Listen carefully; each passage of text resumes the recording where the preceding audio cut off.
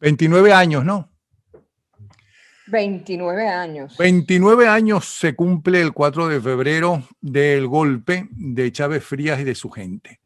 Aquí tenemos a Irma Marshman, la compañera de Hugo Chávez en esos años, quien conspiró junto con él y lo llevaba a las reuniones y ella participaba en esas reuniones.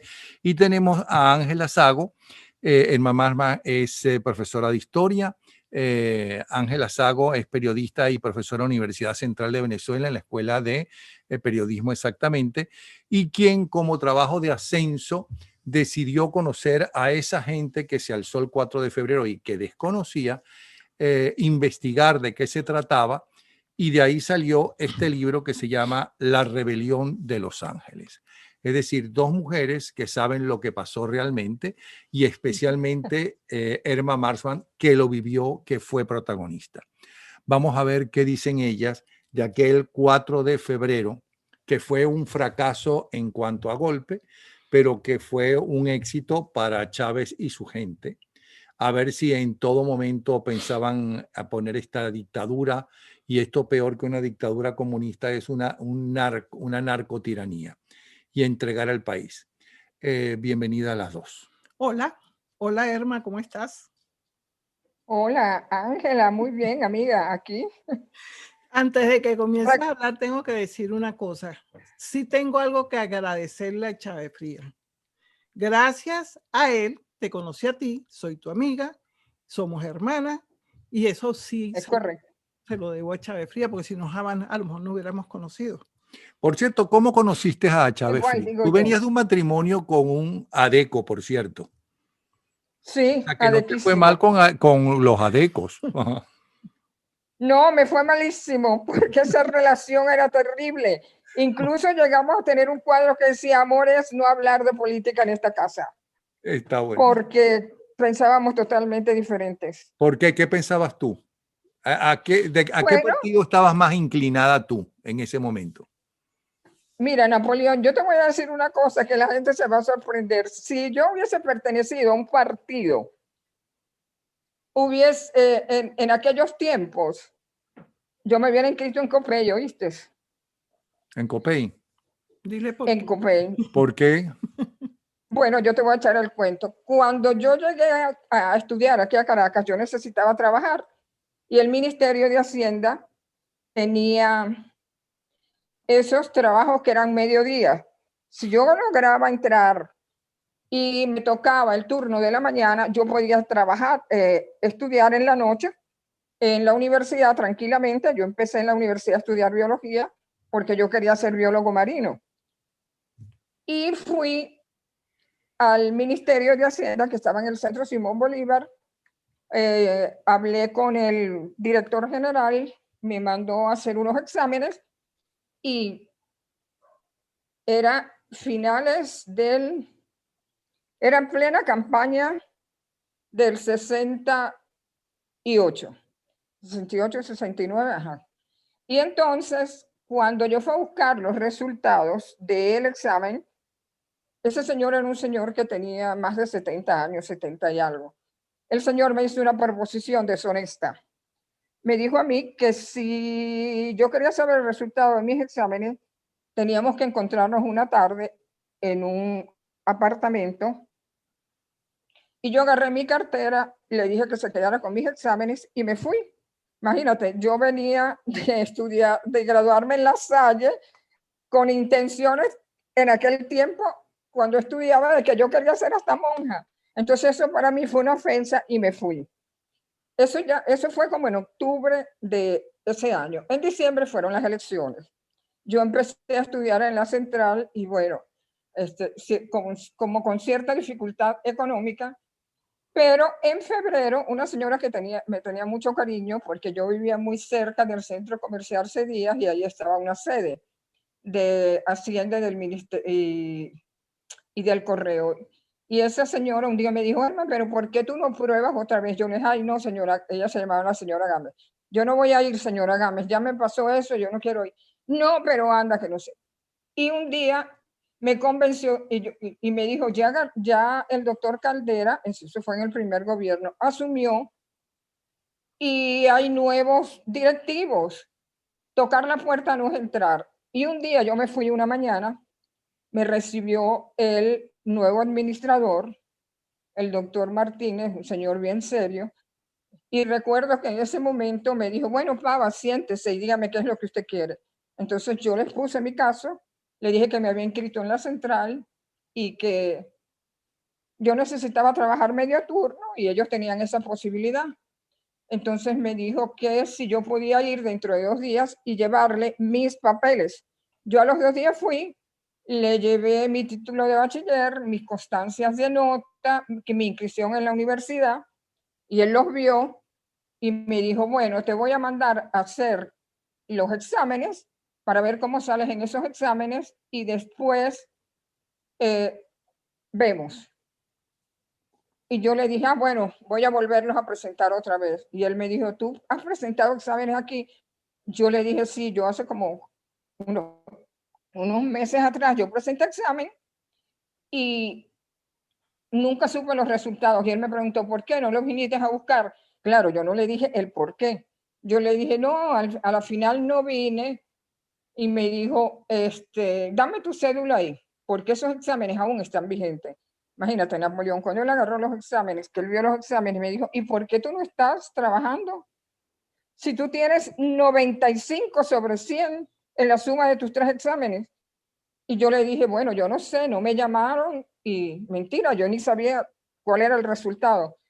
Y fíjate lo que me dijo, mira, aquí hay un cargo para allá y es para mi sobrino porque yo me comprometí con él presentó el examen y él debe de venir el lunes en la mañana a firmar. Después dentro de 15, 20 días van a quedar 2 cargos. Uno de esos es tuyo, yo te lo prometo. Pero de todas maneras vamos a hacer una cosa. Te vienes el lunes a la 1:30, porque si mi sobrino no llega en la mañana, tú a las 2 de la tarde estás firmando. Yo fui Napoleón. Sucede que su sobrino se confió, no fue. Él llegó faltando como un cuarto para las 2 y me dijo, véngase amiga. Me hizo firmar todo. Ok, Y ahora me ya dijo, sabemos. el miércoles empiezas. Entonces, ¿yo qué es lo que vi ahí? Yo vi la honestidad, la seriedad y eso me gustaba mucho. Y no la otra parte, ¿entendiste? Sí, ya perfectamente.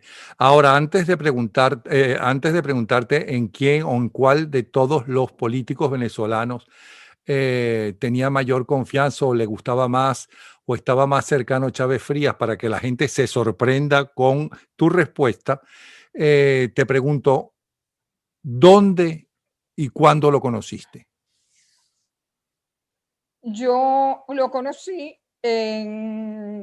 a finales en 1983. Lo conocí en una casa en Prado de María, donde yo llegué transitoriamente a vivir porque tenía que empezar a trabajar y mis hijos en el colegio porque ya me habían dado un traslado de Bolívar para acá.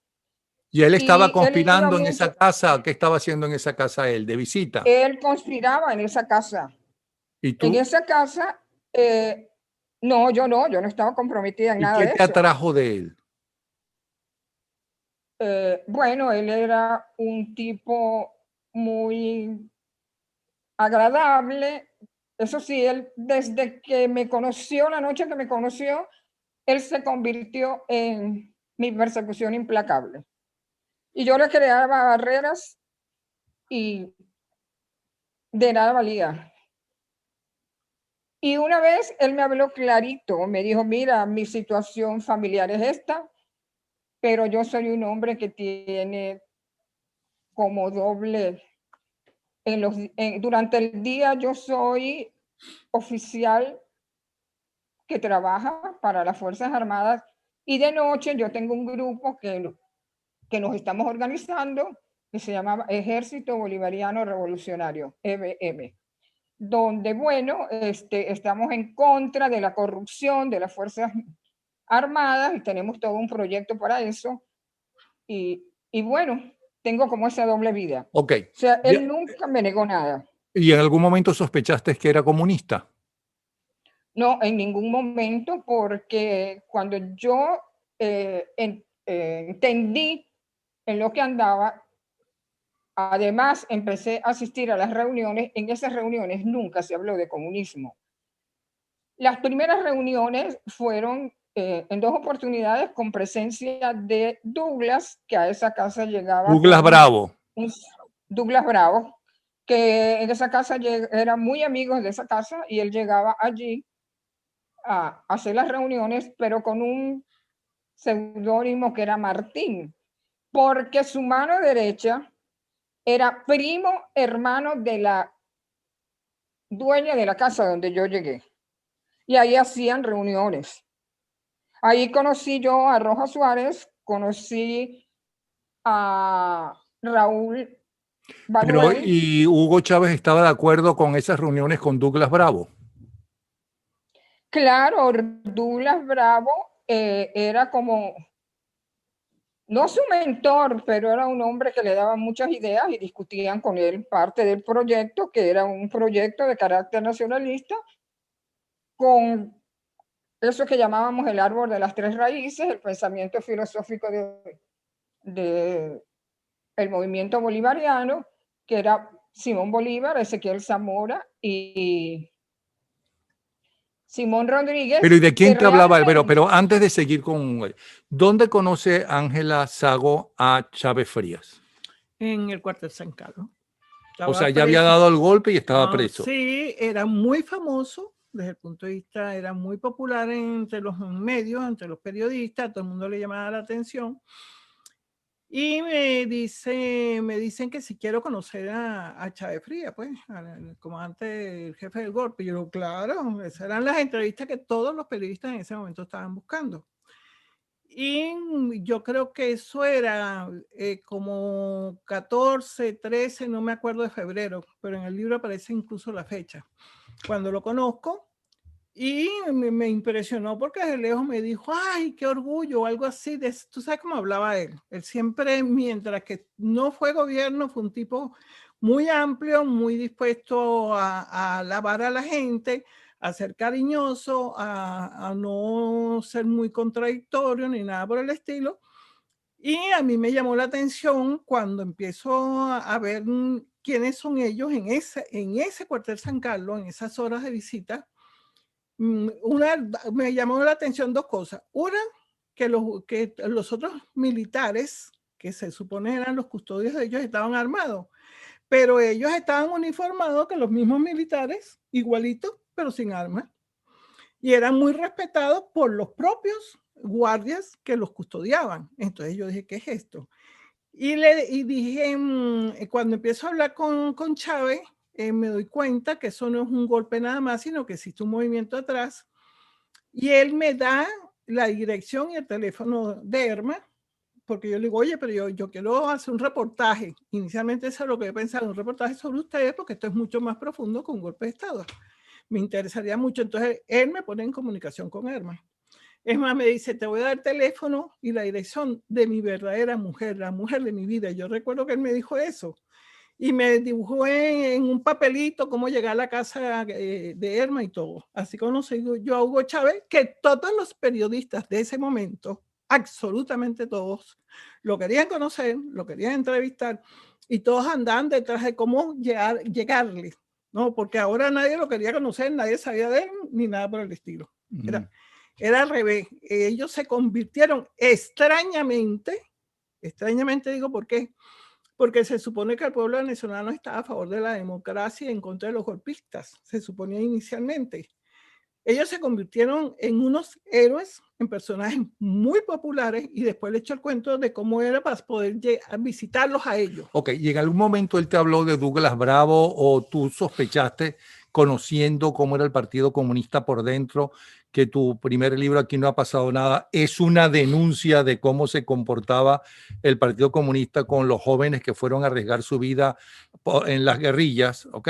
Por otra clase social que no era la suya, sino la gente más humilde? ¿En algún momento sospechaste que era admirador de Fidel Castro o de la izquierda o gran amigo de Douglas Bravo, o que Douglas Bravo comandaba ese movimiento? No, en absoluto, comenzando porque ellos siempre hablaron de algo que era como la tercera vía. Ellos hablaron del nacionalismo, me acuerdo, de la necesidad de acabar con la corrupción e incluso todos sus documentos que lo tenía Erma guardado, porque Erma es la historiadora de ellos también, esa es la realidad.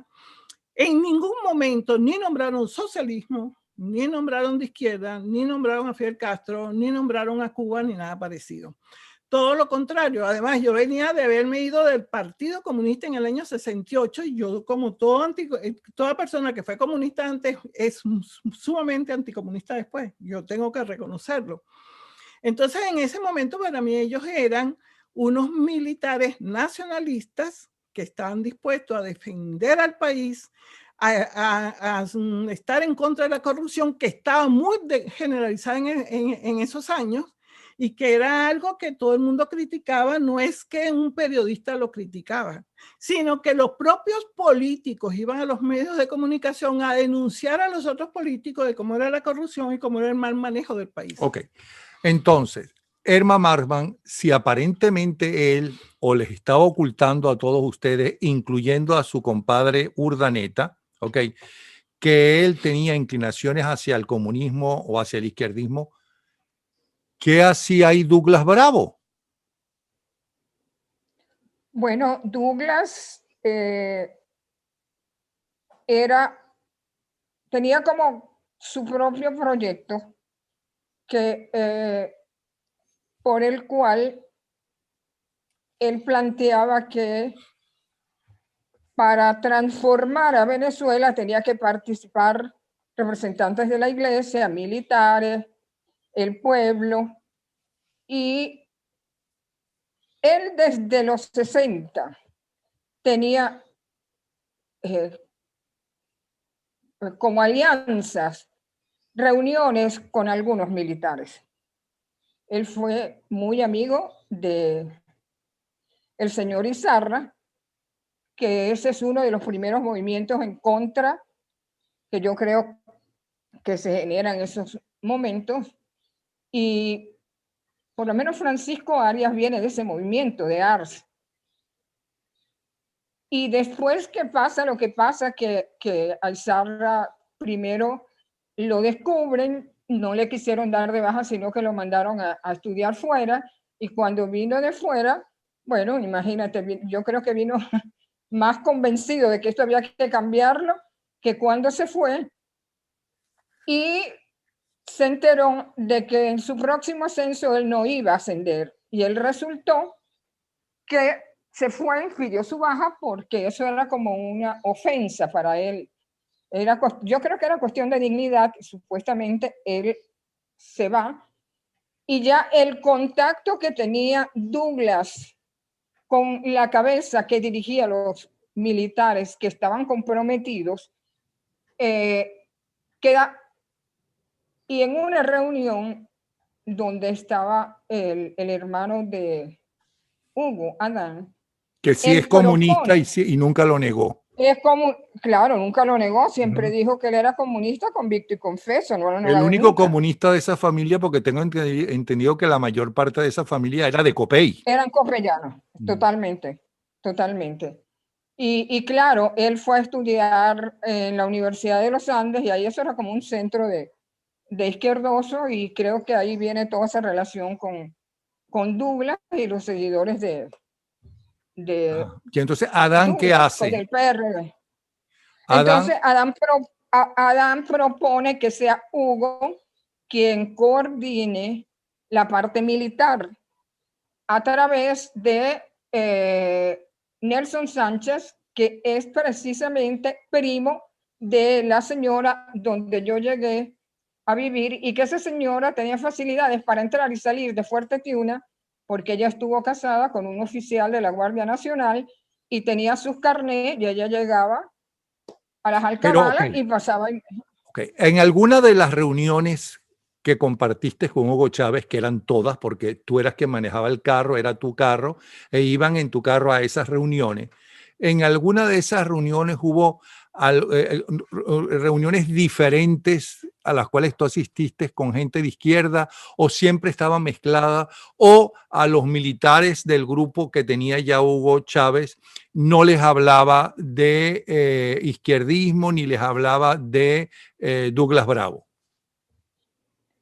no solamente hacía las reuniones con militares en los primeros tiempos. Y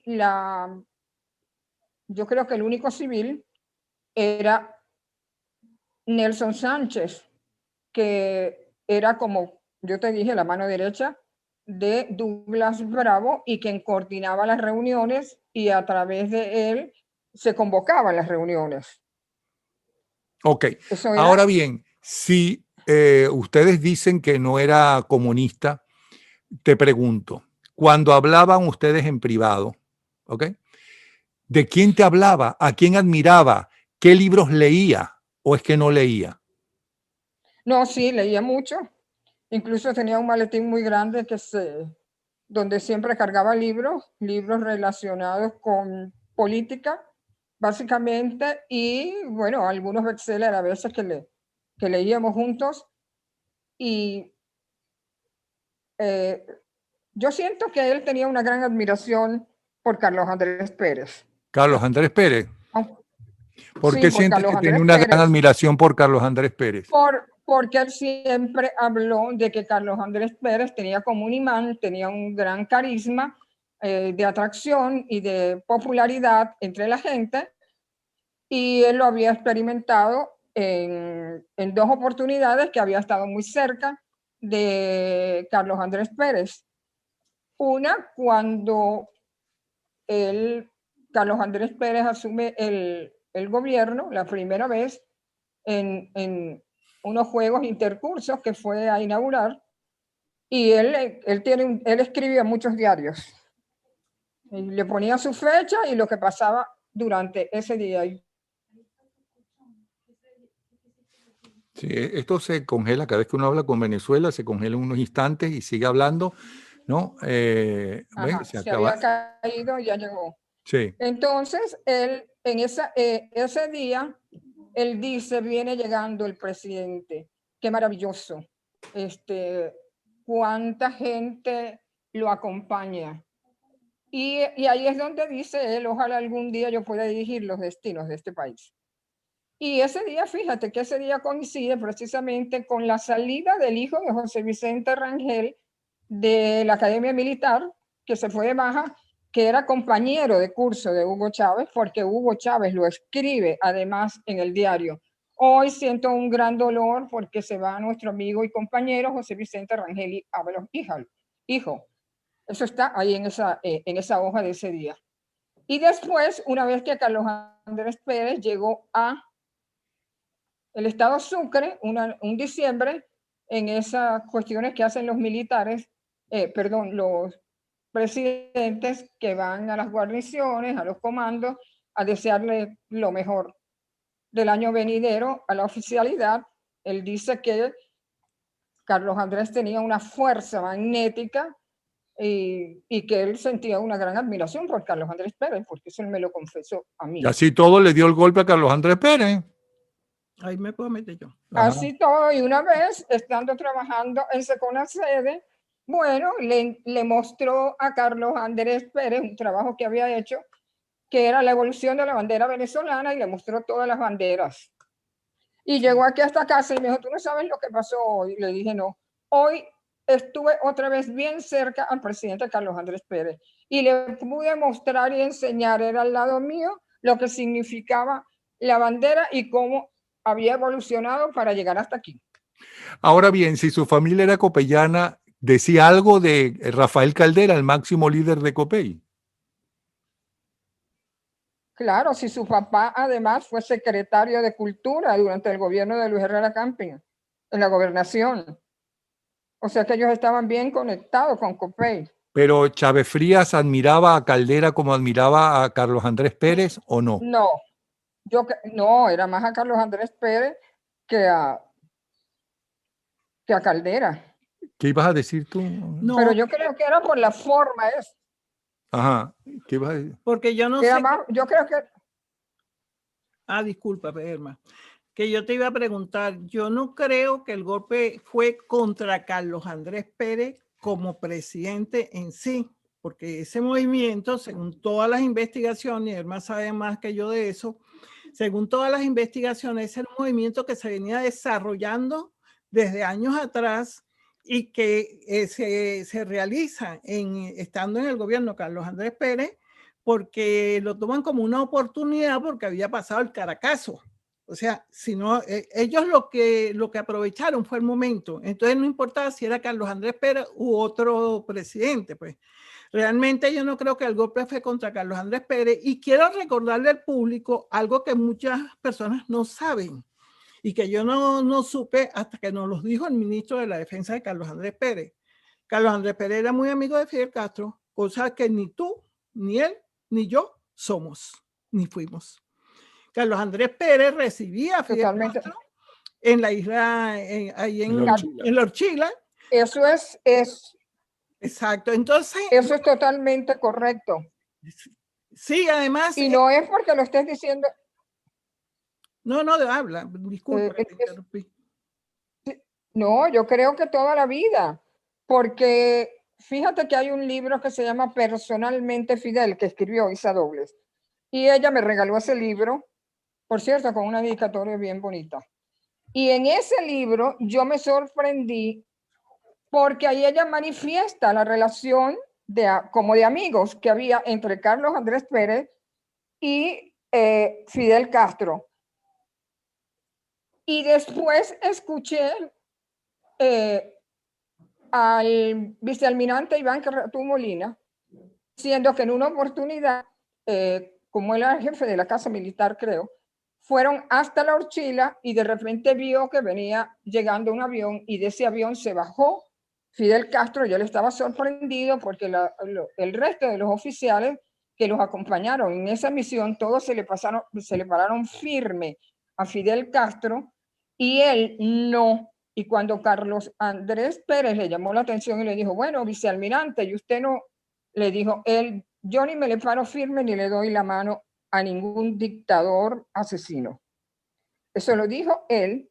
Y lo otro de esa relación de amistad con él, por bueno, creo que era que coincidían en esos años cuando estaban conspirando contra Marcos Pérez Jiménez. En esos días, esa amistad se profundizó y por eso siguieron siendo amigos. Y fíjate que cuando en el segundo gobierno él invita a Fidel Castro y Fidel Castro viene para la toma de posesión de Carlos Andrés Pérez. Pero no es que vino a la toma de posesión, es que le dieron el Eurobuilding completo a la delegación cubana. Entonces a mí lo que a mí lo que me impresiona de todo esto es que ahora los que somos fidelistas, los que somos comunistas, los que somos cualquier cosa de una izquierda oscura que nadie conocía sino en estos últimos años, somos personas como nosotros. Pero sucede que cuando tú investigas a cada uno de estos personajes, descubres eso que descubrimos que Napoleón y yo, que para mí fue sorpresivo porque yo nunca me imaginé que Carlos Andrés Pérez era amigo personal de Fidel Castro, sino que a lo mejor hubiera podido tener relaciones de aproximación política. Pero sí recuerdo que cuando cuando asume por segunda vez el gobierno, una de las cosas que Napoleón, por cierto, denuncia en la radio, es como la delegación cubana no solamente se le dieron todo el Eurobuilding, sino que además se llevaron hasta los televisores. ¿Se llevaron o se robaron? Se robaron los televisores y se robaron todo. Pero hay una cosa que a mí me llama más la atención de toda esta situación y de todos estos hechos históricos. Primero, en AD, COPEI y el MAS, porque vamos a hablar de los tres principales partidos que existían en ese momento cuando sucedieron todas estas cosas, le dan un Caracazo, que es una rebelión civil, y se forma aquel desastre. Un par de años después, le dan 2 golpes de Estado. Y mi pregunta que se le ha hecho a varios dirigentes, altos dirigentes de AD y de COPEI, ¿ustedes no se reunieron, no se metieron en una gran encerrona a preguntarse por qué estaba sucediendo eso? Y no solo eso, sino ustedes no se preguntaron nunca que cómo era posible que un desconocido golpista que aparece en pantalla, que nadie sabe quién es, que no es así tampoco Robin Hood ni nada parecido, recibe más visitas, él y su grupo. La gente hacía colas para verlo, colas que dan la vuelta a la manzana para ir a visitarlo, cuestión que por cierto no hicieron nunca, ni con López, ni con ninguno de los presos políticos de estos 20 años. Pero la gente iba y hacía colas interminables para ver a Chávez Frías. Pero yo quiero agregar algo más, hablando de historia. Cuando Eduardo Fernández, como candidato de COPEI, está ganando todas las encuestas, él iba a ser el próximo presidente de Venezuela, y dan el golpe del 4 de febrero. Él se presenta con Tarre a Venevisión cuando fue Carlos Andrés, salió antes de que lo mataran de Miraflores, porque creo que ese era el plan, ahora no lo va a decir si no era. ¿Cómo se llama? Se fue a Venevisión, que era lo que le quedaba más cerca, aunque Radio Caracas también estaba cerca. Bueno, lo cierto es que se fueron a Venevisión y allí se presentó Eduardo Fernández con Tarre para defender no a Carlos Andrés Pérez, a la democracia venezolana, porque Eduardo Fernández era de COPEI y Carlos Andrés presidente era el candidato de los adecos, ¿ok? Entonces, después que sale Eduardo Fernández y después lo acompaña, por cierto, hasta Miraflores, entonces la gente lo vio como que estaba defendiendo a COPEI y empezó a bajar. Es decir, que estaba defendiendo a Carlos Andrés empezó a bajar y no a la democracia, sí. Entonces empezó a bajar la popularidad y él dejó de ser el presidente de Venezuela por defender a la democracia. Bueno, la gente lo rechazó porque estaba defendiendo la democracia. Sí, pero ahora todas señoras extrañas que, por cierto, nunca, digo señoras porque son más mujeres que hombres, las que yo me conseguí más de una vez en estos últimos 20 años, que jamás alzaron su voz para estar a favor o en contra de nada, que nunca dijeron que no le gustó Chávez Frías, ninguna arriesgaron su vida, su libertad, sus pestañas, su pintura. No, en serio, porque ellas jamás en su vida fueron a una marcha en contra del golpe, jamás en su vida defendieron a Carlos Andrés Pérez o a la democracia, ni hicieron absolutamente nada. Por cierto, ninguna de esas señoras que ahora son tan críticas, tan horribles, qué horror. Yo desde que le vi la verruga de lejos sabía que iba a ser un golpista y que iba a ser un maluco y no sé qué. Sí, porque eso es lo que más me impresiona a mí de estas versiones posteriores a todos los sucesos históricos que ocurrieron en el país. Esas ciudadanas y esos ciudadanos que sabían desde lejos cómo iba a ser Chávez Frías en el poder, no se pusieron en contra, no estaban dispuestos a arriesgar absolutamente nada, ni siquiera a sudar en una marcha en contra de Chávez antes de que llegara al poder. No hicieron nada. Y disculpa, pero entre un ratico cuando me vuelvan a dar la palabra y no me la tome, aquí tengo las encuestas de lo que sucedía en el momento que se alza Chávez Frías, y hay una pregunta que siempre le haré a los dirigentes políticos. ¿Por qué no hicieron nada?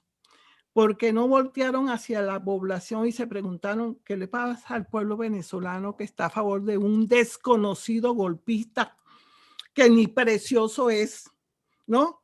Ni es un galán de televisión? ¿Por qué la población en altísimos porcentajes, tú tienes las encuestas y yo también, apoyaron ese golpe, y por qué la población no defendió la democracia en la cual había vivido durante 40 años y sí defendieron a unos golpistas? Esa era la gran pregunta que la dirección política nacional de Venezuela se debió haber hecho en esos años y se debía hacer todavía.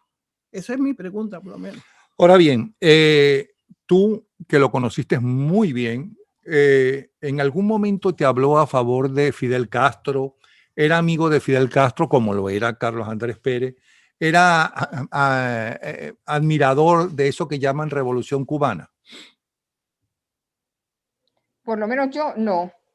Yo nunca sentí que tuviera esa gran admiración por Fidel en los tiempos en que estuvo con nosotros. O sea, que nosotros conformamos ese movimiento, no. Nunca lo puso de manifiesto. Quizás sí lo tendría, pero mira, Napoleón, yo a estas alturas...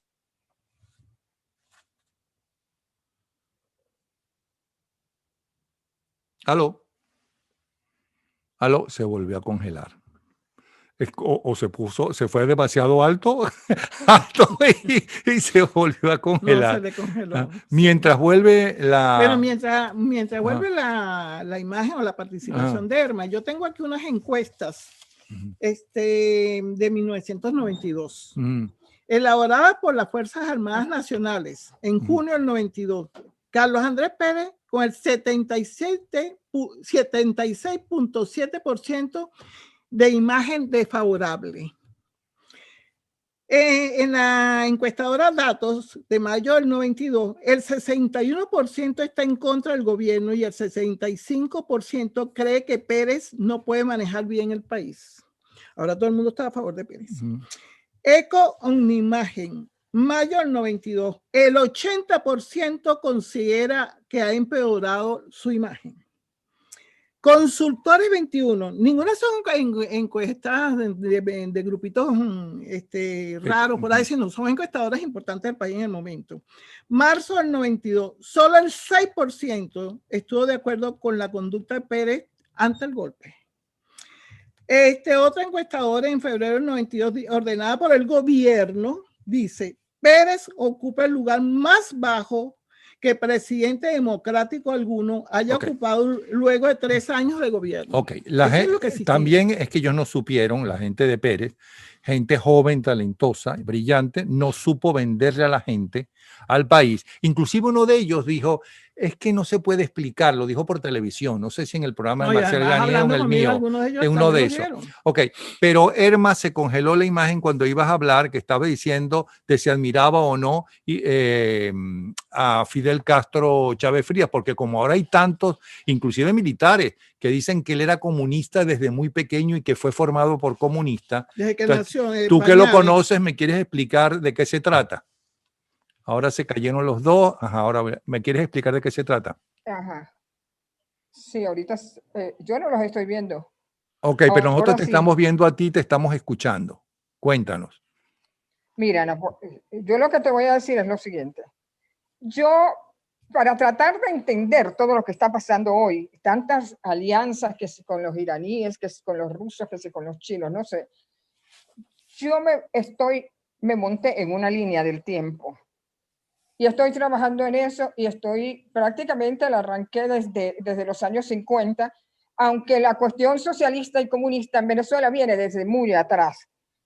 Y yo he llegado hoy a la conclusión, y lo dije abiertamente hace como un año que me invitaron para una cuestión más o menos como esta.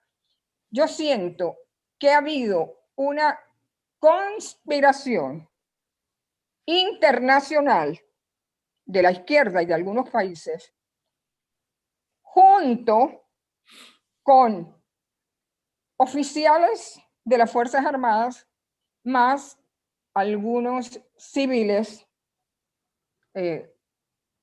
profesionales, y nos han traído hasta aquí.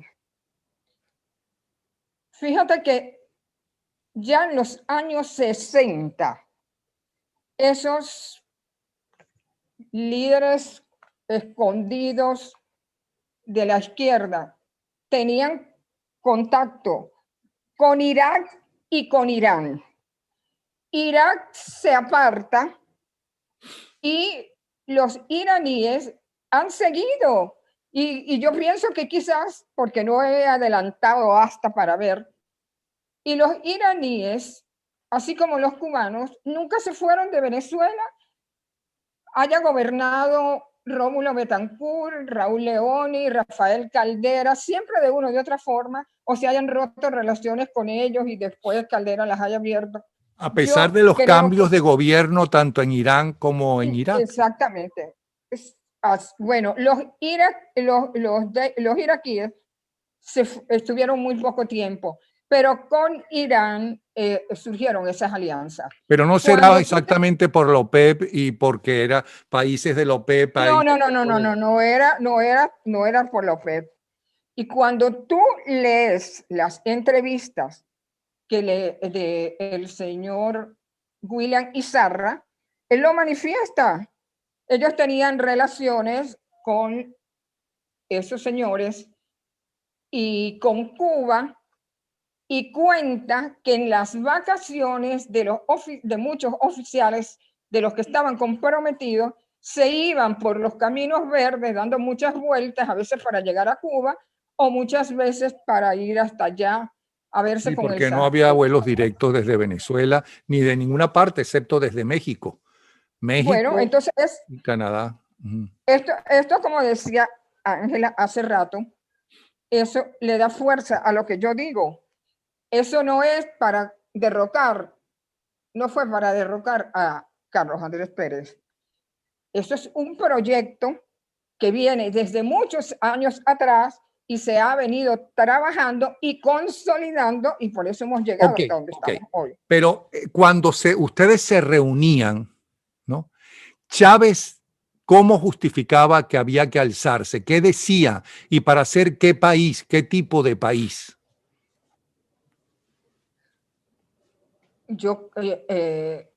Cuando hacíamos las reuniones, primero él se planteó que todo esto había que cambiarlo y acabar ¿Cambiarlo para primero qué con y por qué? ¿Cambiarlo por qué y para qué? claro, porque por todo lo que estaba ocurriendo o venía ocurriendo de años atrás. Porque, mire, Napoleón, Hugo Chávez no es que aparece el 4 y dio el golpe y chévere. Aquí venían pasando cosas que conllevaron a esa situación. Fíjate, nosotros hicimos una reunión como el 14 de marzo de 1986. Y en esa reunión se hizo como un estudio y ellos llegaron a un acuerdo, todos los que estaban en esa reunión, de que Carlos Andrés Pérez iba a ser el próximo presidente. Y bueno, él iba a llegar con cierta popularidad, pero que las circunstancias no eran como la de su primer gobierno y eso iba a hacer que comenzara a bajar. Y cuando estuviera en el momento más bajo, ahí ellos iban a irrumpir para conformar y sanear esto. Acabar con la corrupción, establecer alianzas entre la economía estatal o gubernamental y la empresa privada, hacer una verdadera revolución escolar. Todo eso se planteaba ahí. Y una cosa que yo recordaba yendo a visitar a uno de mis amigos que estaban en la cárcel hace como 3 años, yo le decía, bueno, ¿y qué se quedó el gobierno de los mejores? Porque durante el tiempo de conspiración, Hugo fue muy enfático en que teníamos que estudiar, porque ese nuevo gobierno tenía que llevar a los mejores. Y que no importaba que los mejores arquitectos, los mejores ingenieros, los mejores médicos, etcétera, etcétera, no pensaran ideológicamente como pensaban ellos, pero si eran los mejores, ellos eran los que debían ir a esos cargos para acabar con eso de que porque tú eres mi amigo, mi compadre o trabajaste conmigo en la campaña. Ellos hablaban de qué tipo de gobierno, si iba a ser un gobierno militar, si iba a ser una junta militar, si iban a haber elecciones después de tanto tiempo. En ese sentido, ¿qué hablaban? ¿Qué decían? No, Bueno, eso no qué decían, qué decían ustedes, porque tú estabas involucrada. claro, ¿Qué hablaban ustedes y qué discutían? Bueno, discutíamos los problemas del país, los problemas internacionales, hacia dónde podría ir esto, cómo se iban a manejar ciertas cuestiones. Pero fíjate que realmente cuando se toma la decisión de que se iba a dar un golpe, que ellos no lo llamaban así, o sea, desplazar al gobierno, es después de los sucesos del 27 y el 28 de febrero. Y 89. Para poner qué tipo de gobierno, una junta militar, una dictadura, una democracia, ¿qué? Para una junta cívico-militar. No, en primera instancia se manejó y hasta el día del alzamiento era una junta cívico-militar que estuviera integrado por unos militares y civiles de los que estaban algunos comprometidos. En algún momento se habló de Ochoa Antich como para presidir esa junta. No, nunca. Pero hay quien dice Mira, que detrás de todo eso y el que manejaba el títere, es decir, a Chávez Frías, era Ochoa Antich. No, eso es falso totalmente. Lo que pasa con Ochoa Antich es que yo siento que él fue como protector. En un programa que hicimos donde lo invitaste tú a él y donde yo estaba en un canal que no era Venevisión ni era... Televen, creo yo que es eso. ¿Sería Televen? Sí, sí, en ese programa él fue, y en uno de esos negros yo le dije, mire, ¿usted sabía de esa conspiración? Me dijo, sí, Irma, yo sabía de esa conspiración. Pero yo traté de ayudarlos, yo traté de que salieran de lo que eran esos grados de capitán, mayor, teniente, porque cuando yo tenía esos grados, nosotros nos reuníamos en el laguito y también criticábamos y conspirábamos, pero eso no pasaba de allí. Y yo pensé que eso iba a ser así. Yo nunca me imaginé lo que ocurrió después. Y yo lo que quería era que superaran ese sarampión. Y por eso él fue quizás, pero nunca estuvo comprometido en el golpe. Eso es mentira. Y yo tengo un manuscrito de Ronald Blanco La Cruz donde él me dice, amiga, por favor, cada vez que puedas defiende eso, porque Ochoa Antich es un cobarde y un miedoso, así me lo escribió. Sí. Y él no estaba comprometido en esto. Nosotros quizás lanzamos una, estando preso en el San Carlos los primeros días, para ver qué podía pasar, pero él nunca estuvo comprometido con el golpe. ¿Pueden hablar de la ruptura? Eso es lo que yo sé. Y yo nunca fui a ninguna reunión, nunca él participó absolutamente en nada. Ok. Ahora bien, ¿qué pasó el 4? ¿Quién decide que sea el 4 el momento, la fecha del golpe? ¿Ok? ¿Y qué pasó en ese momento? Yo creo que la fecha del golpe la deciden en una reunión en enero del 92. Porque ya antes se había planteado para diciembre del 16 para el 17, aunque algunos dicen que si el 19 y que si el 18. No, hasta donde yo sé, y lo que siempre Hugo manejó era que ese golpe se tenía que dar en diciembre, y en esa fecha, que era como una fecha histórica, porque él siempre buscaba las cuestiones relacionadas con algo trascendental históricamente. Pero allí ocurrió que a Francisco Arias lo mandaron a Israel. Y una cosa que quizás la gente no sabe es que ahí habían dos líderes, yo pienso que tres. Ahí habían tres líderes con fuerza dentro de ellos. Hugo tenía su grupo, Francisco Arias tenía su otro grupo, y un personaje que se llama Antonio Rojas Suárez tenía como el sector de lo que eran capitanes y tenientes, que lo veían también como un líder. Yo pienso que esos tres era lo que yo percibí en ese momento. Y entonces, cuando lo mandan a Israel, Francisco Arias Cárdenas reunió a su gente y dijo que mientras él estuviera fuera, ninguno de ellos iba a salir, que eso se iba a parar. Y se paró todo lo que se estaba montando para ese día del 16 al 17.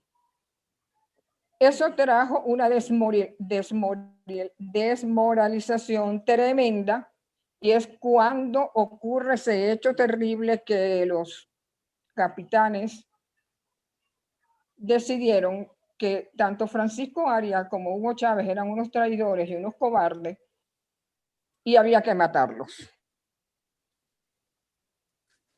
Y el día ese era el día en que dentro de ese cruce de balas, bueno, había que asesinarlos. esos días fueron unos días muy, muy tensos, de mucha virulencia, porque incluso hasta aquí a mi casa vinieron, sobre todo Rojas Suárez y Ronald, muy molestos, y tiraron hasta las cuestiones con que se comunicaban. Y yo llamé a Hugo porque ellos me dijeron que se iban a alzar ellos solos. Yo me sentí en ese momento así toda preocupada porque yo lo busqué muchas veces para las reuniones y yo le fui a llevar mensajes muchas veces. Y entonces yo le dije a Hugo que si nos podíamos ver urgente, y nos vimos el 17 de diciembre precisamente, muy cerca de aquí en un café, porque él llegó con 2 soldados y dejamos los soldados aquí, nosotros fuimos a conversar para ese café y yo le dije que tenía que hablar con esos muchachos porque esos muchachos no estaban preparados para alzarse contra el gobierno de Carlos Andrés Pérez, porque Carlos Andrés Pérez no era ningún cobarde. Todo lo contrario, Carlos Andrés Pérez había demostrado siempre ser muy valiente. Y entonces él me dijo, si eso ocurre, yo tendré que salir y asumir eso. Y en ese momento yo le dije, tú también, si ustedes se están preparando en eso, recuerda a quién te estás enfrentando y ustedes pueden salir no victoriosos de eso.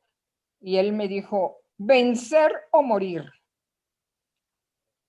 Y nosotros vamos a salir triunfantes. Yo le dije, yo pienso que tú deberías prepararte por si la cosa no sale bien. Y después me dijo, tú tienes razón, yo voy a tener que empezar a procesar qué es lo que puedo decir en un momento que esto fracase. Por eso es que yo sostengo que esas palabras que él dijo, no fue que se la dijo no sé quién cuando lo estuvieron encerrado 2 horas el 4 de febrero. No, hubo desde el 18 de diciembre en adelante, empezó a procesar lo que podía decir en un momento de derrota, si eso era el resultado de su alzamiento.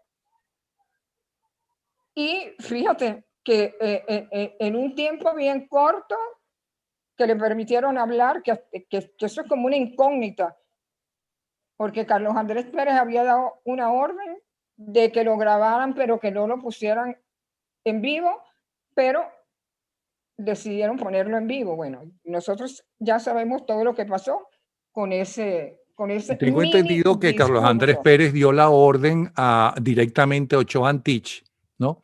De que salieran unos aviones a ametrallar justamente el Museo Histórico donde estaba Hugo Chávez, y Ochoa Antich se negó. Eso es correcto. Eso es así. Pero fíjate tú, lo que yo siempre me he preguntado. ¿Por qué el día 4, si Hugo había irrumpido con sus aliados en contra de la democracia y de Carlos Andrés Pérez, como dicen algunos, cómo es eso que a mediodía almuerza con el ministro de la Defensa y además el ministro de la Defensa le permitió hacer 2 llamadas, una a su mamá y una para mí? Estando ya preso. Ojo. O sea, tú estás hablando ya... Ya capturado. Ajá. ¿Y qué fue? Y nunca Hugo Chávez te dijo, bueno, te llamó y ¿qué te dijo? Me dijo, él me había llamado ya la madrugada del 3 para el 4. Primero me llamó Ronald Blanco La Cruz y me preguntó que si yo sabía dónde estaba Hugo. Yo le dije, mira, yo no sé. Me dijo, mira, Irma, aquí hubo un cruce de malas, a mí me hirieron, yo estuve sin conocimiento un tiempo cerca de una tanqueta, pensaron que yo estaba muerto y me lanzaron en la tanqueta porque unas esquildas me dieron en la frente y después cuando yo pude volver en sí, bueno, me salí, te estoy llamando de un teléfono que le facilitaron por allí cerca para que tú alertes a mi mamá y le digas a mi mamá que yo estoy bien que no me ha pasado nada. Cuando mi mamá se entere en lo que estoy, empiece a preguntar, porque seguramente te van a llamar. Esa fue la primera llamada. La segunda llamada fue la de Francisco Arias Cárdenas, que me llamó desde el Zulia y me dijo, él me decía, Chama, me dijo, mira, ya yo tengo todo controlado, estamos aquí en la casa del gobernador, no hubo hechos de violencia que lamentar, porque yo respeto los derechos humanos y traté de que fuera lo más pacífico posible. Solamente si te llaman, di que ya estoy listo, que ahí está el Bronco esperando que me den la orden de Caracas para yo volar hasta allá. Y la tercera llamada fue la de él. Cuando yo estaba aquí, me llamó y me dijo, mira, llegué, estoy por aquí cerca, tranquila, y me trancó el teléfono. Y después la otra llamada fue a mediodía, cuando ya estaba con el ministro de la Defensa 8 Antich. almorzando, 8 antes. Y nunca te Lo habló único que yo, y nunca te habló de ese almuerzo que le dijo Chovantich, ¿por qué lo invitó a almorzar? no, nunca me habló de eso. Él trató de no hablar mucho de eso. Lo único que me contestó un día fue que yo le pregunté, ¿cómo es que tú movilizaste a esos muchachos? Porque yo los vi perdidos en la avenida Sucre y ellos decían que tú los habías traído para un acto en Fuerte Tiuna, y ellos dicen que lo que menos sabían que era para lo que habían venido. Y él me dijo, sí, es verdad. Yo les dije que veníamos a hacer una representación y por eso les puse el brazalete amarillo, azul y rojo para que no hubiese confusión, pero ellos no sabían a lo que venía. Una tontería.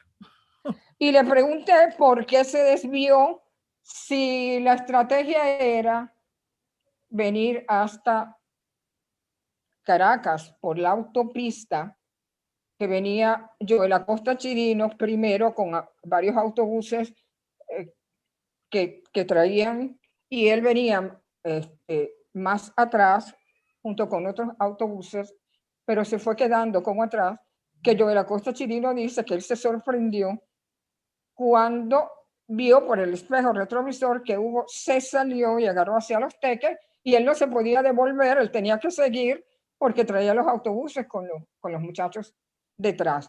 Y fíjate una cosa también, otra pregunta, otra incógnita que yo me hago. Más o menos a esa hora, a todos se les cayó la comunicación. Nadie se pudo comunicar, todos se quedaron incomunicados. Y las personas que tratamos de hacer historia o escribir algunos hechos, tratamos de ir un poco más allá. Y fíjate, Hugo se graduó en licenciado en artes militares, su primera especialización fue comunicación. Y a mí me quedó la duda, sería que a esa hora, en ese momento, a través de que pudo haberse desconectado y quedaron todos sin comunicarse. Es una incógnita que hay ahí. Bueno, y ahí pasaron muchos hechos extraños. Porque eso está oscuro. Yo también puedo entender que él se salió porque él le había prometido un camión de armas al sector civil, sobre todo la gente de la causa R que estaba bien comprometido con ellos. No todos, pero por lo menos Pablo Medina, el Cojo Lira, el comandante Fausto también estaba allí, y él había quedado comprometido en que a la altura de Tazón lo esperaran para él entregar las armas. Sucede que no hubo camión cargado de armas para armar a ningún civil y él se desvió ahí. Y en una oportunidad que yo se lo pregunté en Yare, él me dijo, es que tú no quieres entender que nosotros los militares tenemos mucha desconfianza de los civiles. Esa fue la respuesta que me dio. ¿Y qué ibas a decir tú? No, que yo siento que todo ese alzamiento ahí hubo mucha complicidad de personas que hoy en día dicen que no sabían nada, que no conocían a Chávez Frías o que no estuvieron cercanos o que no apoyaron la rebelión. Y sucede que en el fondo se siente que hubo una gran debilidad en la defensa de la democracia. No que, como todo el mundo dijo, no, porque Caldera es el responsable, porque ese día dijo que primero había que hablar del hambre de la gente para pedirle que defendiera la democracia. Yo me acuerdo en el discurso de Caldera que gracias a ese discurso después Caldera llega a ser presidente del país. Pero yo lo que siento es que existe dentro de la sociedad venezolana muchos personajes que hoy son militantes activos en contra de todo lo que sucedió, pero que en la práctica no fue nunca así, sino que se manejaron como al vaivén de lo que fuera pasando. Y además, nunca en su vida estuvieron dispuestos a poner el pecho, la fuerza, lo que sea, la vida para defender la democracia. La democracia no fue defendida por ninguno de ellos. Hoy en día son militantes activos, son casi, no sé, se califican o se autocalifican como jefes de la defensa de la democracia, de la libertad, cuestión que no sucedió cuando se necesitó. Pero un momentico, además hay otra cosa que yo creo que a la gente le interesa saber. Una pregunta que Napoleón te ha hecho varias veces, ¿qué tipo de gobierno querían ellos? Para que estemos claros que jamás hablaron de socialismo, jamás hablaron de comunismo y que jamás ninguno de ellos, y eso sí lo sé yo hablando con cada uno de estos personajes, se leyó ningún texto comunista porque uno conoce los textos marxistas y esos no sabían absolutamente nada de eso ni le interesaban los textos marxistas. Hoy en día como una cuerda de malandro, porque eso es lo que llegó al país, no comunista, ni fascista, ni socialdemocráticos, ni socialcristianos, sino una banda de malandros asumió el poder y lo dice y lo asume diciendo que son de izquierda. Pero una banda de malandros que él escogió y que él llevó al poder. Por eso, pero que dicen, desde ese momento empezaron a decir que ellos eran de izquierda. Y para tú ser de izquierda, pero entonces contéstame, Erma Marsman, y perdóname ya que tú volviste a tocar el tema.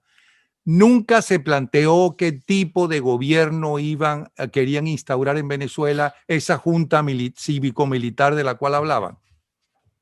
No, yo creo que después de que la junta iba a tener como un tiempo y después iban a llamar elecciones. Eso fue lo que se discutió en esos últimos días, o es decir, en algunas reuniones que se dieron después del 89. Ok, y él nunca habló de admirar a Fidel Castro, así como habló de Carlos Andrés Pérez. No, nunca. Yo creo que era más hacia el Che Guevara, porque a veces hablaba del Che.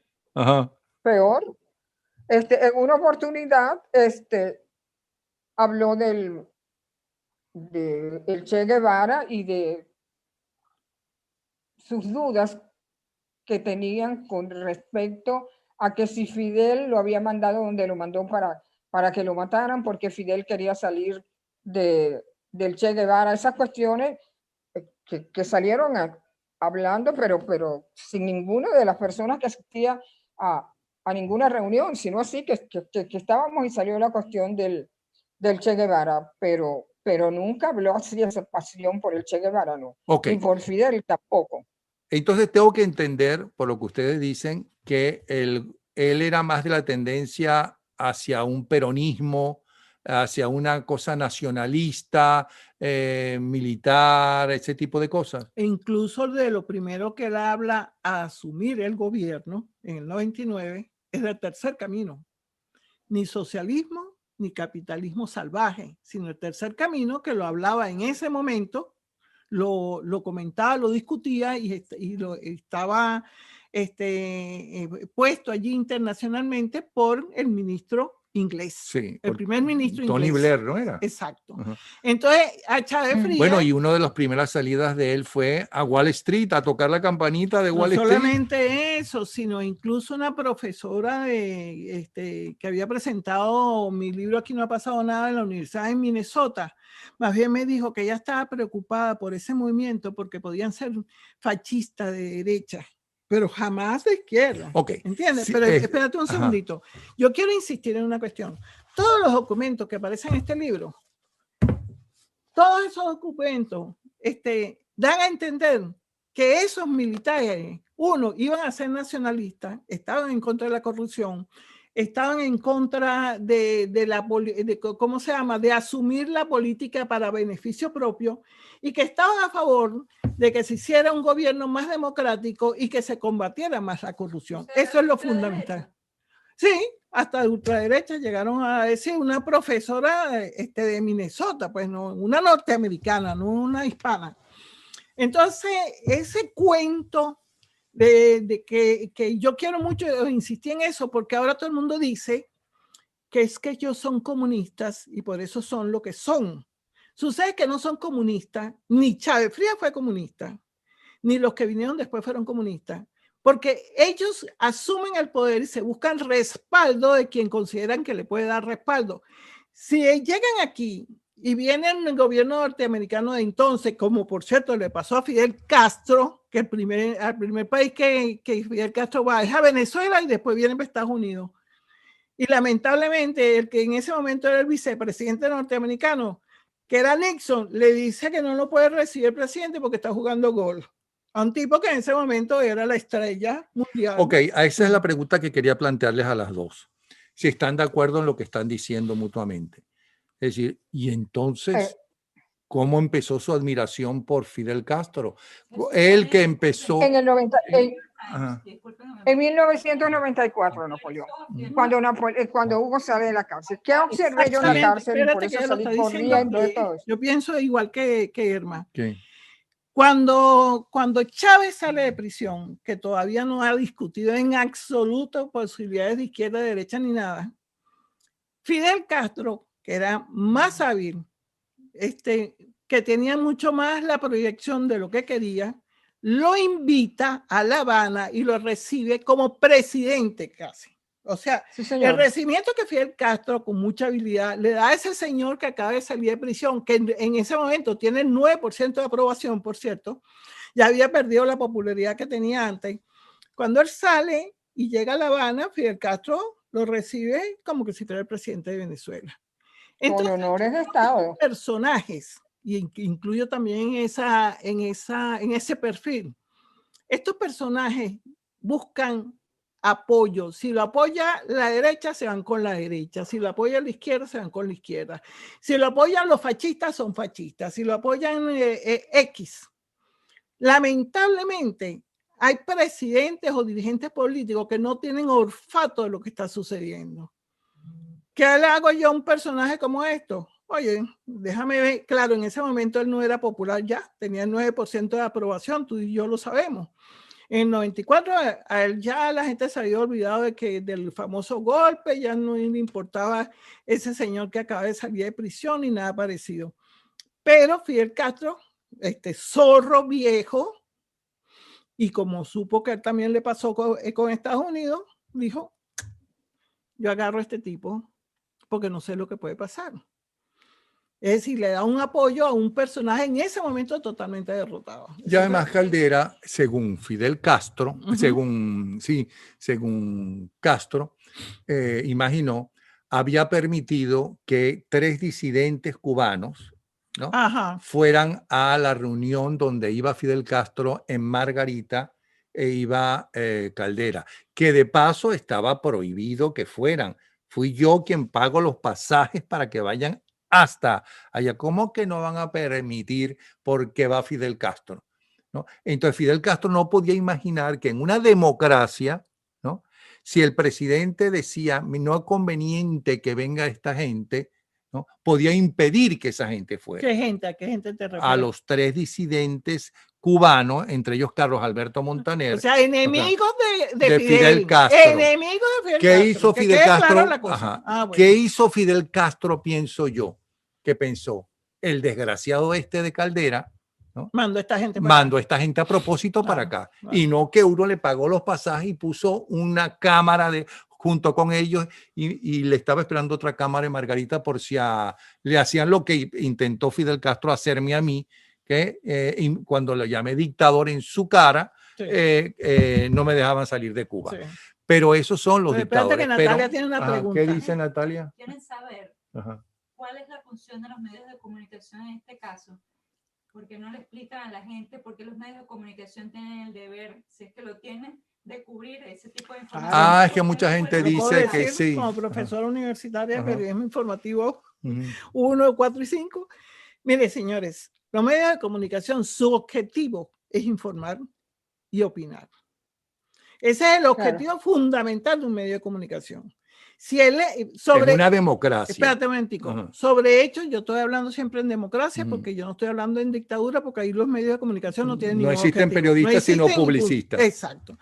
Entonces, en una democracia donde se tiene derechos, donde existen derechos y existe una constitución que te respalde, un periodista tiene que informar verazmente y debe entrevistar a todo personaje que en ese momento se haya convertido en personaje, no importa quién sea.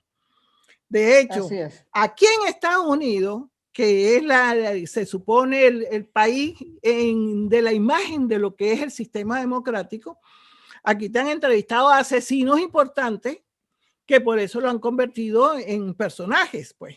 Aquí te han entrevistado todo tipo de personas porque en ese momento se convirtieron en personajes noticiosos. Yo no tengo por qué venir a entrevistar a un político si el político no tiene imagen, no le interesa al público y su opinión no es fundamental. Pero yo quisiera agregar algo. Los medios de comunicación de masas privados, ¿ok? Viven de la publicidad. Y entonces ellos tratan de llevar a la gente, ¿no?, los personajes que realmente le interesan a esa gente para que le compren o le sintonicen la radio o la sintonicen en la televisión, para que den rating, para tener publicidad. ¿Okay? No es que, bueno, entonces vamos a entrevistar a este porque piensa como yo y a este otro porque no piensa como yo. ¿Me explico? Eso no es así. Un periodista que haga eso no es un buen periodista. Eso es así en las dictaduras. En la dictadura sí es así. Perdón, y eso sí lo hacen los secretarios de propaganda de los diferentes grupos, tanto políticos, sociales, económicos, lo que sea. Un secretario de propaganda tiene el deber de dar una buena imagen de su empresa y de sus líderes y de lo que le interese a esa empresa. Es decir, un jefe de propaganda, un secretario de propaganda de un partido tiene el deber de divulgar las ideas de ese partido, los personajes de ese partido, pero eso no es trabajo de nosotros. Ok, entonces ustedes ninguna de las dos sospechó jamás que el tipo era ni siquiera de izquierda. No, chico, que de izquierda, si yo que venía de la izquierda no iba a pensar que ese tipo era de izquierda, entre otras cosas, yo insisto, porque la gente que venimos de la izquierda, lo primero que hacíamos éramos lectores de filosofía, comenzando por ahí. ¿Es o no es? Éramos lectores de filosofía. Ese señor, ni ninguno de ellos que yo conociera, y yo los conocí a todos, los entrevisté a todos, ninguno había leído ni siquiera la contraportada del Manifiesto Comunista. ¿Qué dice Erma? Eso es correcto lo que ella está diciendo. Yo insisto en que cuando él salió de la cárcel, empezaron a llevarlo a varios sitios a reunirse con gente de esas izquierdosas. Y en diciembre, creo que fue el 14 de diciembre del 94, cuando él va a Cuba. Aquí a mi casa, como el 20 de diciembre, llegó un amigo y me trajo un video porque grabaron desde que Hugo llegó a Cuba hasta que Hugo salió, y te voy a decir, durante todos los 2 o 3 días que estuvo ahí, no sé cuántos en realidad fueron, todo eso que Fidel Castro no se despegó de su lado. Claro. Y yo lo vi como en 3 pedazos, porque a medida que yo lo iba viendo, me iba dando así como, y yo decía, bueno, ¿y qué es esto? Sí, y lo paraba y después seguía hasta que un día me llamó y me dijo, mira, mañana voy a ir a buscar el video que... Y le dije, ay, esta noche lo termino de ver porque de verdad que lo he visto, no lo he visto de una sola vez, lo he visto por parte, porque de verdad que yo estoy impresionada con lo que yo estoy viendo ahí. Sí. Cuando él llegó, yo le pregunté, ¿cuántas copias de esto hay? Me dice, no, solamente está el original y 2 copias y una yo te la traje para que tú la vieras. Yo le dije, mira, eso es peligrosísimo si ese video sale y se extiende, porque, bueno, ahí tú ves cuando Fidel Castro lo lleva, reúne a los estudiantes No, universitarios. perdona, no solamente eso, porque yo presenté ese video en 24 horas con él presente que se molestó y amenazó con salir del programa. Dice, bueno, sal si te da la gana. Ahí Pero la está. noticia es cómo tú estás jalándole bola a Fidel Castro. Así es. ¿Ok? Preguntan, Ese video lo sacamos completico, completico. O sea que había más de dos, había más de 2 copias. Es más, Claro. esa copia me la dio Iván Carratú. Exacto. Y otra cosa, señores. Chávez Frías tomó las banderas de la constituyente, de lo que se había discutido y establecido en 1989 en la reunión de los notables. Chávez Frías fue más hábil, más vivo que la dirección política, que debió haber tomado en sus manos esa bandera y ponerla en la calle. Ok, esto da para muchas entrevistas. Claro. Espero que otros periodistas hagan ese trabajo. Pero hay una pregunta. Las dos rompieron con Chávez Frías. En el caso de Erma, que era la mujer de la vida de Chávez Frías, según el propio Chávez te dijo, no. ¿ok? Lo hizo inclusive mucho antes de que llegara al poder. ¿Por qué rompes con Chávez? Si lo querías. Bueno, pero es que el amor no quita conocimiento, decía mi madre. Yo empecé a ver en la cárcel, no solamente en Yare. Ellos estuvieron como 2 meses y unos días en el San Carlos y después los 10 de ellos los movilizaron a Yare porque ahí había como mucha tensión, porque los capitanes y algunos mayores, incluyendo algunos tenientes, habían hecho como un consejo de guerra dentro, no sé, y habían decidido que a Hugo Chávez había que fusilarlo, porque era un traidor a la patria, porque no había hecho lo que tenía que hacer, porque todos hicieron esa noche, cada uno su tarea, y él desarticuló todo. Ok, un previo, un paréntesis. Eso nos llegó esa información a nosotros, ¿ok?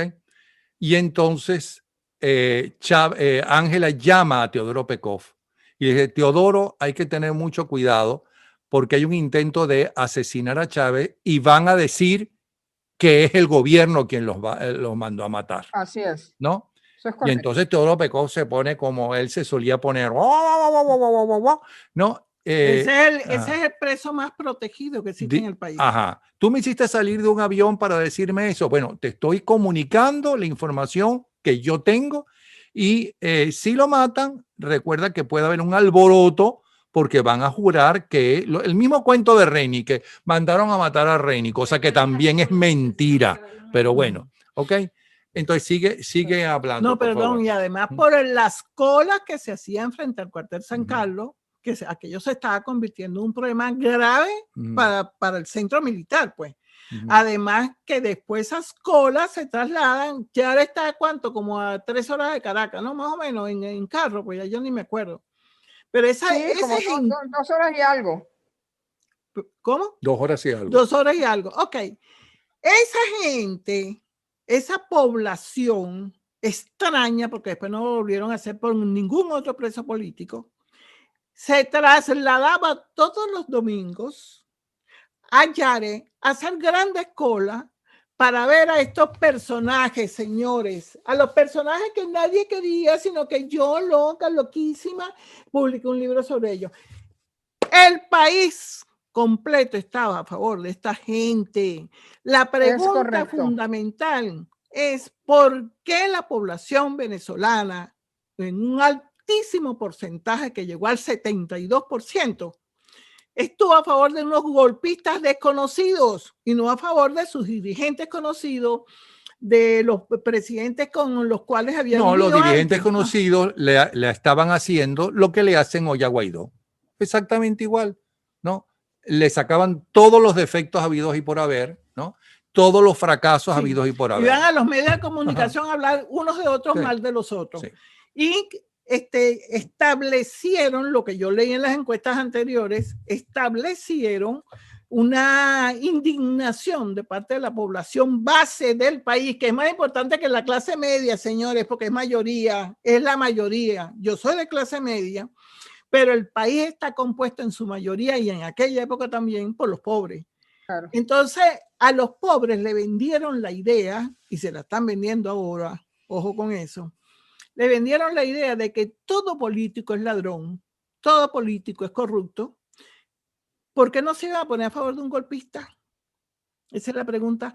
¿Por qué la dirección política no discutió eso y se puso seria?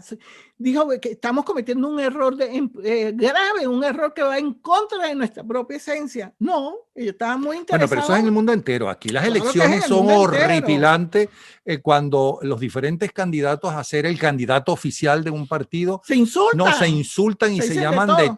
todo.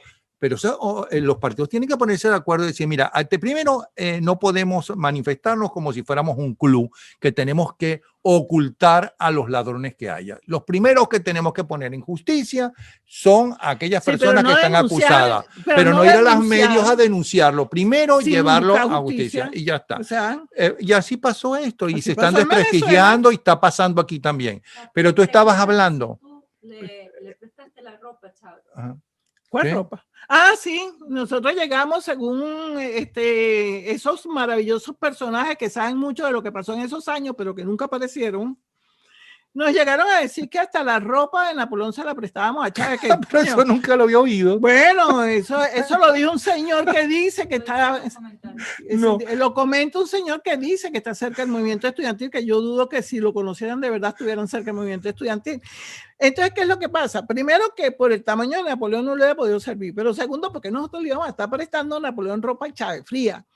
Porque es que las ridiculeces que dicen en torno Eso se a llaman todo. envidia e ignorancia. No, eso Pero, es ridiculez, pero mira, eso es no, querer saber eso cosas es- que no saben. Eso es como que el 26 de diciembre en la noche se repartieron las armas en nuestra casa. No, de diciembre. De no, noviembre, de noviembre. Napoleón Bravo, Ajá. de noviembre. Entonces, a esa hora exactamente estaba cenando en nuestra casa Chelique Sarabia. Chelique Sarabia. O sea que el que repartió las. Fue Chelique. No, Pero no, es bueno. que cualquier cosa se puede decir. A cada Que rato ¿por se qué le- votaste tú ajá, que si tú votaste Yo no voté Chávez? por Chávez, yo sí jamás voté dije por que Chávez. yo voté.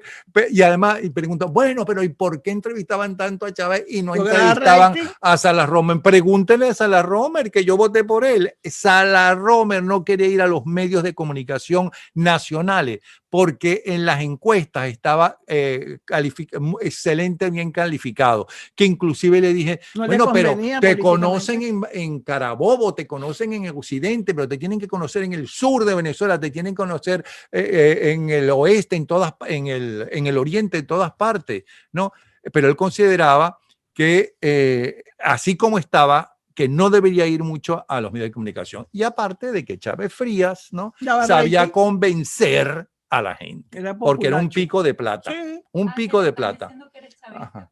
Yo, ¿Cuándo te peleaste con Chávez? Ah, que mire, dicen que eres chavista. primero yo nunca he sido chavista, porque para ser chavista tienes que seguir una filosofía y según mi criterio, mi formación, no existe el chavismo. Porque Eso yo no hay ninguna filosofía. bueno, no es ninguna filosofía, son un poco de tipos o mujeres o hombres que están a favor de un señor. Yo no, yo nunca he estado, porque yo me formé en que lo importante no era el jefe político, sino la creencia de ese jefe político. Cuando yo voto por Chávez Frías, voto en contra de lo que estaba sucediendo. Por cierto, yo, ¿sabe de quién soy amiga? Del doctor Luis Herrera Campi y del doctor Rafael Caldera. Pero yo voto en contra de todo lo que venía pasando, que toda la dirección política venía denunciando en todos los medios de comunicación importantes del país. Por eso yo voto por Chávez Frías.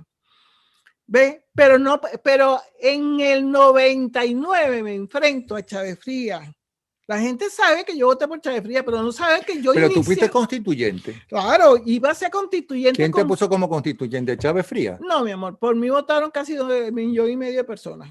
Y yo fui a la constituyente y lo sabe Irma, como independiente. Sí. ¿Por qué? Porque yo estaba a favor de que se hiciera una Asamblea Nacional Constituyente. Pues, Irma lo sabe. Además discutí allí porque me decían que no, que tenía que un partido apoyarme, porque si no, ¿quién iba a defender mis votos?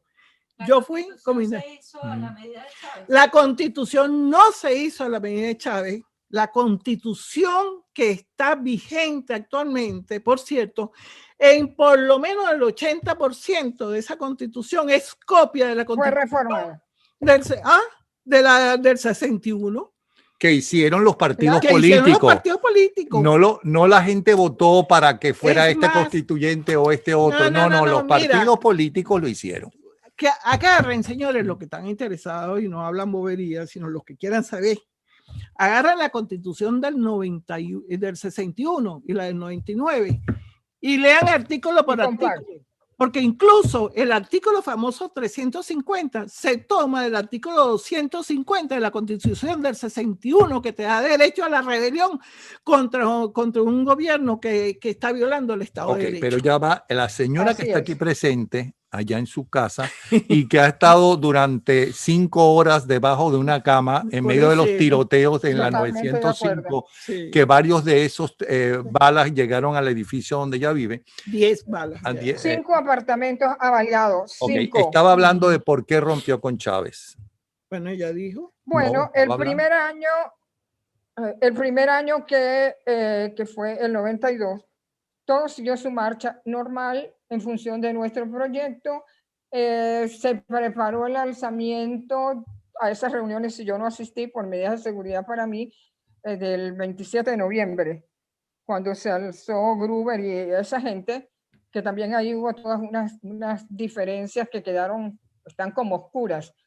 Aunque el Gruber Oderman sacó un libro donde prácticamente dice que el fracaso de eso lo generó Hugo Chávez. Pero fíjate que a partir de febrero del 93, yo empecé a notar mucha fricción entre el grupo que se alzó con Hugo Chávez.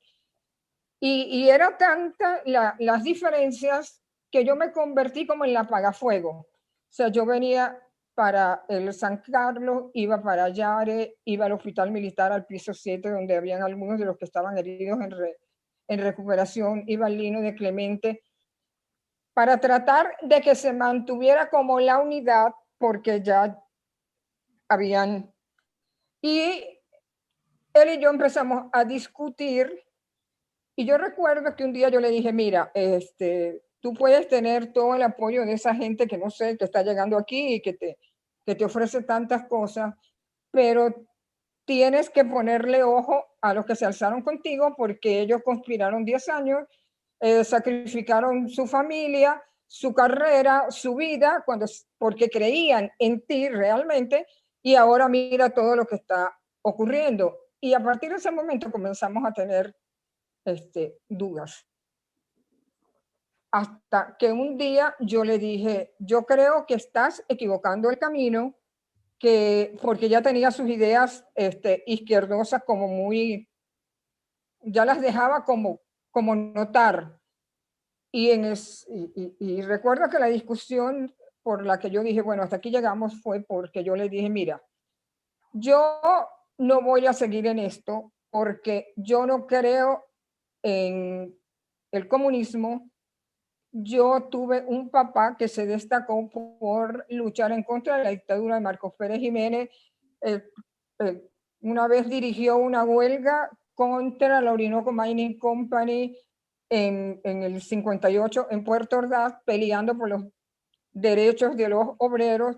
Fue un gran dirigente de URD y un tipo que amaba la democracia y la libertad y realmente nos enseñó a amar a este país, su historia, porque hasta el busto que está en la escuela Diego de Ordaz, eso, detrás de ese busto está mi papá, y entiende que la URSS se integró, el muro de Berlín lo derribaron los alemanes con sus manos y Ceausescu terminó colgado con toda la familia en Rumanía. Yo creo que eso ya no funciona.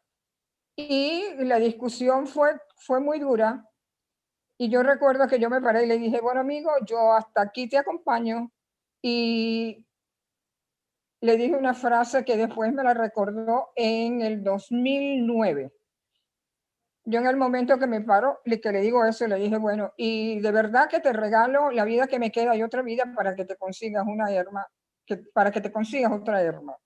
Y agarré mi cartera y me vine para mi casa y realmente llegó un momento en que me dieron como ganas de llorar porque, bueno, estaba dejando atrás todo lo que esos años significaron para mí, todo un sueño hermoso, pensando en una Venezuela diferente y que lamentablemente hoy se ha convertido en una gran tragedia nacional, porque lo que nosotros vivimos es una gran tragedia.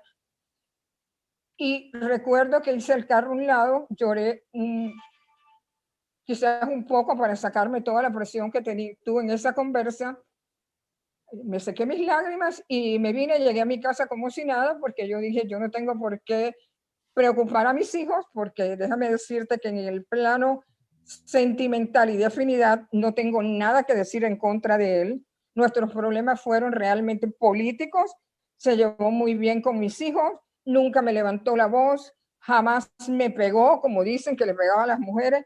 Yo estudiaba y colaboraba más bien conmigo en ese particular, pero ya no podíamos seguir porque además todos sus nuevos allegados estaban en mi contra y en contra de varios de sus amigos, a los cuales fueron separando porque se fue Jesús Urdaneta, hasta el mismo Joel Acosta Chirino en ese momento, el mismo Valderrama, gente valiosa, honesta, proba, y bueno, y él se fue quedando con los que se tuvo que quedar. O sea que él se empieza a hablar de la izquierda por las visitas que tenía en la cárcel que Claro, venían. y él, exacto. ¿Quiénes Fíjate eran que esa ese gente?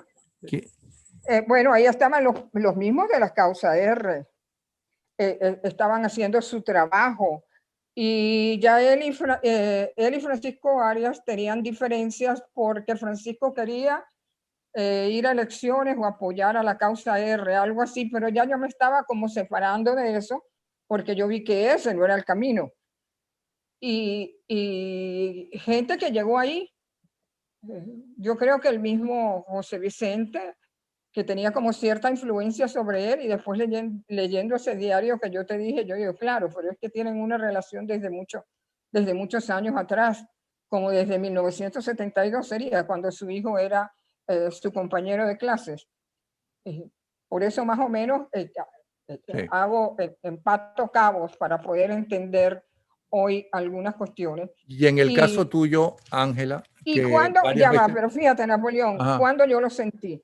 El señor que le dicen el monje, que casi nunca me acuerdo su nombre, debe ser porque me cae tan mal, él cuenta, él escribió como unas 11 páginas,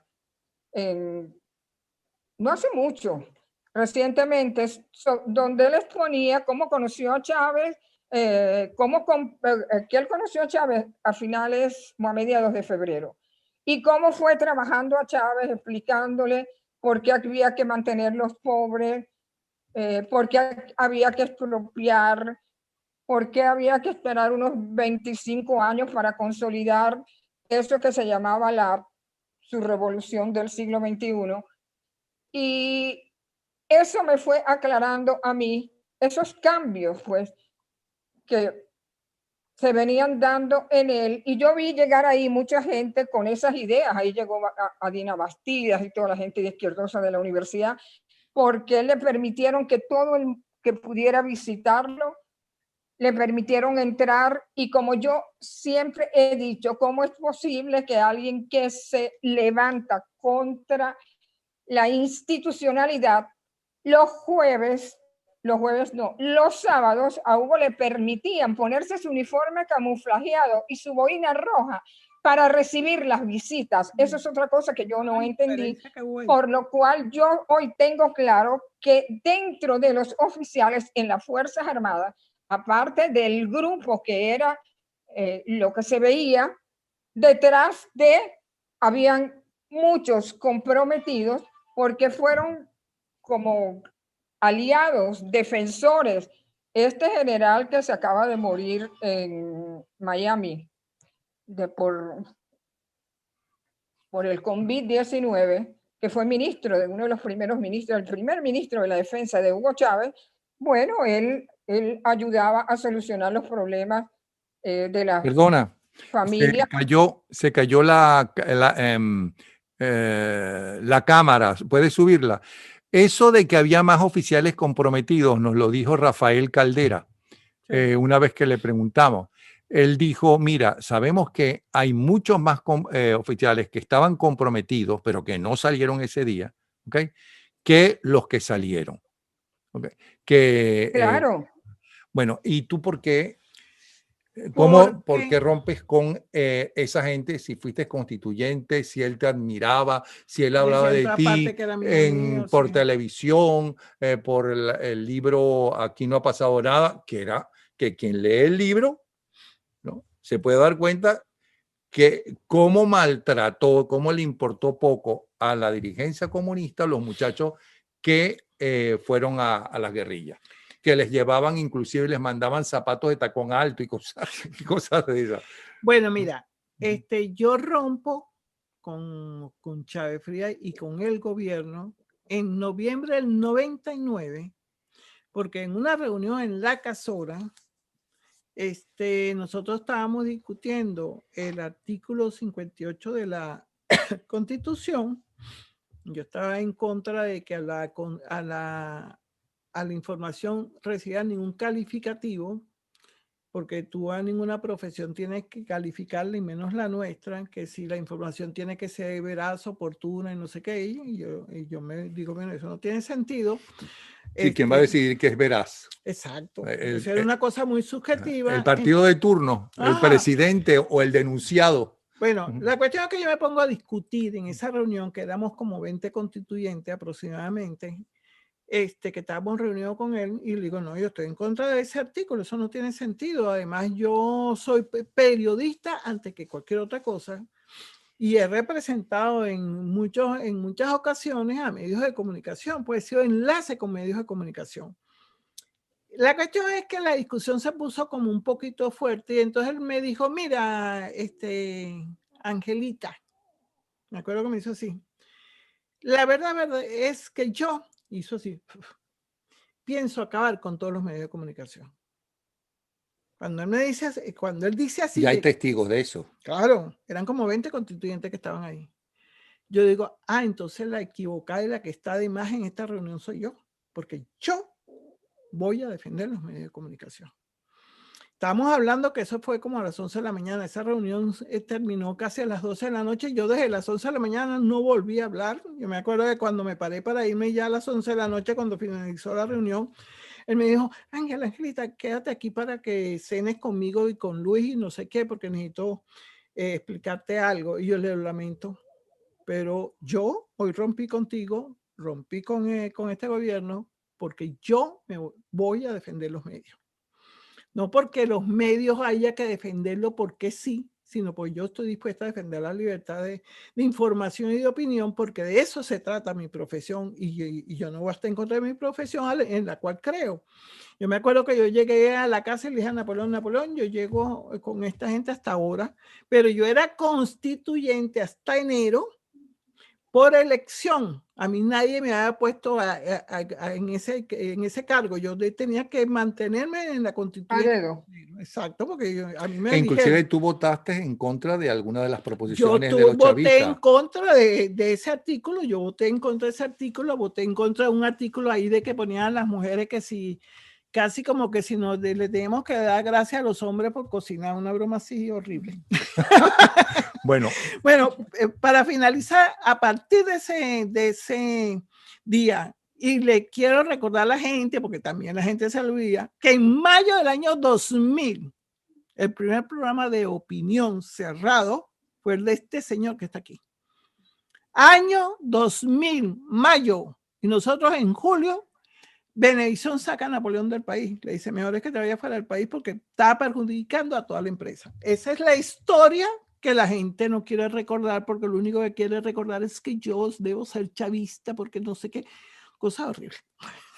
bueno, gracias, Herma Marxman. Sí. Un abrazo de nuevo. Espero que nos podamos ver en persona muy pronto, ¿ok?